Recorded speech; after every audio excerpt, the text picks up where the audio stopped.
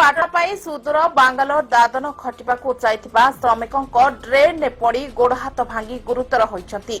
गुरुतर व्यक्ति जनक हेउछंती ढेंकानाल जिल्लार रासोल थाना अंतर्गत रासोल ग्रामर नरेंद्र कुमार साहू।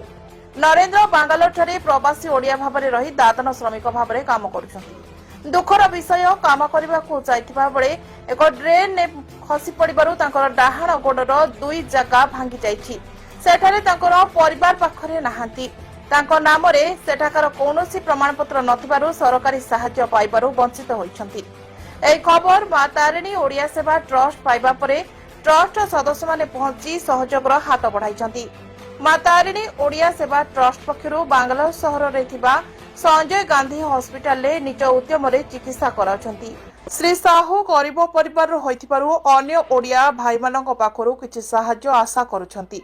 जदिओ कौनसी सेवा संगठन किंबा अन्य भाई भौणी माने सहायता करबाकू इच्छा करूछंती ताले तळे दिया जायथिबा फोन पे नंबर 9776960717 ने सहायता करबाकू अनुरोध करछंती। घटगाँरू त्रिलोचन पात्रଙ୍କ रिपोर्ट चेतना मीडिया।